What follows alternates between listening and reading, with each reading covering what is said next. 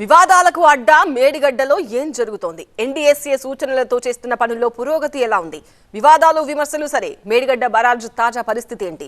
ఈ సీజన్లో కాళేశ్వరం జలాలు పొలాల్లో పారేనా? నిపుణుల సర్వేలు, విచారణ నివేదికలు ఏం చెప్తున్నాయి? టీవీ9 అందిస్తున్న లేటెస్ట్ గ్రౌండ్ రిపోర్ట్ ఇప్పుడు చూద్దాం.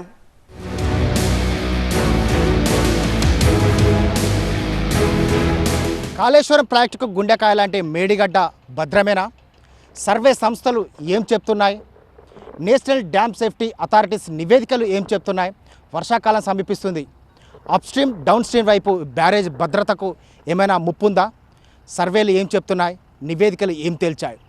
మేడిగడ్డ బ్యారేజ్ లేటెస్ట్ సిచ్యువేషన్పై టీవీ9 అందిస్తున్న ఎక్స్క్లూజివ్ రిపోర్ట్ ఇప్పుడు చూద్దాం. తాత్కాలిక మరమ్మతులతో కాళేశ్వరం పునర్జీవనం పోసుకుంటుందా? ఏడాది కాళేశ్వరం ప్రాజెక్టు నుంచి వాటర్ లిఫ్టింగ్ జరుగుతుందా? కాళేశ్వరం ఉపయోగపడేనా? గోదావరిలో కలిసిపోవాల్సిందేనా? జ్యుడిషియల్ విచారణలో ఇప్పటివరకు ఏం గుర్తించారు అనే ప్రశ్నలు తలెత్తుతున్నాయి.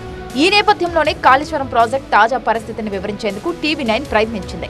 గత ఏడాది అక్టోబర్ 21న మేడిగడ్డ బ్యారేజ్ బ్లాక్ 7లో పగుళ్లు ఏర్పడ్డాయి. దాదాపు 2 మీటర్ల మేర పిల్లర్ కుంగిపోయింది. ఆ తర్వాత ఇంజనీరింగ్ నిపుణులు, నేషనల్ డ్యామ్ సేఫ్టీ అథారిటీస్, నీటిపారుదల శాఖ నిపుణులు పలుమార్లు కాళేశ్వరం ప్రాజెక్టు సందర్శించారు. తాత్కాలిక మరమ్మతులు చేపట్టారు. మేడిగడ్డతో పాటు అన్నారం, సుందిళ్ల బ్యారేజ్లో కూడా నీరు నిల్వ ఉంచొద్దని, పూర్తి స్థాయిలో గేట్లు ఓపెన్ చేసి నీటిని దిగువ విడుదల చేయాలని ఎన్డీఎస్ఏ సూచించింది. మేడిగడ్డ బ్యారేజ్లోని 85 గేట్లు ఓపెన్ చేసే పనులు చేపట్టారు. కానీ మేడిగడ్డ బ్యారేజ్ 7వ బ్లాక్లోని 17 నుంచి 21 5 గేట్లు బిగుసుకుపోవడంతో గత 15 రోజుల నుంచి శ్రమించి వాటిని కట్ చేసి తొలగించే ప్రయత్నాలు చేస్తున్నారు.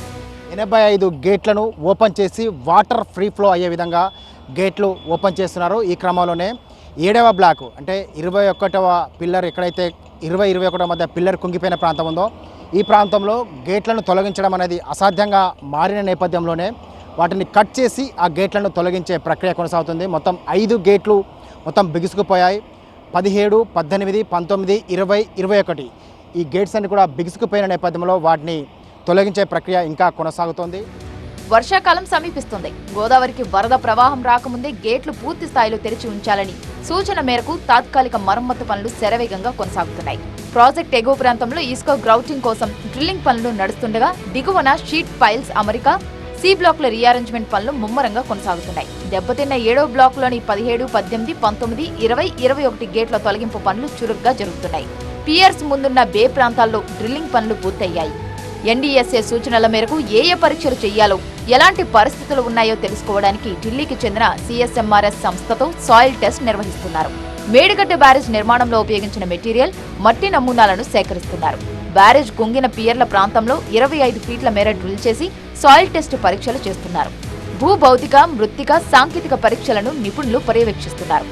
Central soil material research station నిపుణుల చేత ఈ విధంగా సాయిల్ టెస్ట్ కూడా జరుగుతుంది. ఈ విధమైనటువంటి పరికరాలు central soil material research station నుంచి వచ్చినటువంటి పరికరాల ద్వారా ఎంత లోతు ఇక్కడ కాంక్రీట్ ఉంది, సో ఏ విధంగా ఇక్కడ నిర్మాణాలు చేపట్టారు, దీంట్లో వాడినటువంటి మెటీరియల్ ఏంటి అనే దానిపైన కూడా ఎంక్వైరీ కొనసాగుతుంది. సాయిల్ టెస్ట్ కూడా కొనసాగుతుంది. ఆ టీం గత 3 రోజుల నుంచి ఇక్కడ విచారణ జరుపుతున్నారు.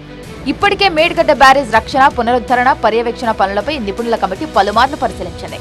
4 రోజుల క్రితం నీటిపారుదల శాఖ మంత్రి ఉత్తమ్ కుమార్ రెడ్డి, ఈఎన్సీ, ఇంజనీరింగ్ నిపుణులు మేడిగడ్డ, అన్నారం, సుందిళ్ల బ్యారేజ్లను క్షేత్రస్థాయిలో పరిశీలించారు. 7వ బ్లాక్లోని 20వ పిల్లర్కు నిట్ట నిలువున పగుళ్లు రావడంతో కేంద్ర జల వనరుల సంఘం మాజీ చైర్మన్ చంద్రశేఖర్ అయ్యర్ నేతృత్వంలో జాతీయ ఆనకట్టల భద్రతా సంస్థ నిపుణుల కమిటీ వర్షాకాలానికి ముందు నిర్వహించాల్సిన అత్యవసర మరమ్మతుల గురించి చెప్పింది. మేడిగడ్డలో మొరాయించిన గేట్లన్నీ వర్షాకాలానికి ముందే పైకెత్తాలని స్పష్టం చేసింది. ఓవైపు తాత్కాలిక మరమ్మతులు కొనసాగుతుంటే ఇంకోవైపు జస్టిస్ పినాకీ చంద్రఘోష్ కమిటీ ఇప్పటికే 3 సార్లు కాళేశ్వరం ప్రాజెక్టు సందర్శించి క్షేత్రస్థాయిలో విచారణ చేపట్టారు. ప్రాజెక్ట్ నిర్మాణానికి సంబంధించిన నిర్ణయాల్లో కీలక పాత్ర పోషించిన అప్పటి నీటిపారుదల శాఖ మాజీ ఈఎన్సీలు మురళీధర్, నల్లా వెంకటేశ్వర్లు, బ్యారేజ్ డిజైన్లను రూపొందించిన సెంట్రల్ డిజైన్స్ ఆర్గనైజేషన్ మాజీ చీఫ్ రిటైర్డ్ ఈఎన్సీ నరేందర్ రెడ్డితో సహా చీఫ్ ఇంజనీర్ చంద్రశేఖర్, ఎస్సీ బసవరాజును విచారించింది. వీరితో పాటుగా అన్నారం, సుందిళ్ల బ్యారేజ్ల నిర్మాణాన్ని పర్యవేక్షించిన ఎగ్జిక్యూటివ్ ఇంజనీర్స్ ను జస్టిస్ ఘోష్ కమిటీ విచారిస్తోంది. ప్రాజెక్ట్ నిర్మాణంలో పనిచేసిన ఇంజనీరింగ్ అధికారులను పూర్తి స్థాయిలో విచారించిన అనంతరం జ్యుడిషియల్ విచారణ కమిషన్ ప్రభుత్వానికి నివేదిక సమర్పించనుంది. ఎన్డీఎస్ఏ సూచన మేరకు మరమ్మతులు చేస్తున్నారు. దాదాపుగా ఏడాది నీళ్లన్నీ సముద్రం పాలేనా? ప్రాజెక్టు పూర్తి స్థాయిలో ఉపయోగంలోకి వస్తుందా లేదా అనే ప్రశ్నలకు మాత్రం సమాధానం దొరకడం లేదు. ఈ ఖరీఫ్ సీజన్ కు నీరు ఎత్తిపోయడం దాదాపుగా లేదని అధికారులు చెబుతున్నారు. మరి జ్యుడిషియల్ విచారణ కమిటీ ఏం తేల్చుతుందో, కాళేశ్వరం ప్రాజెక్టు ఉంచుతుందో ముంచుతుందో వేచి చూడాలి.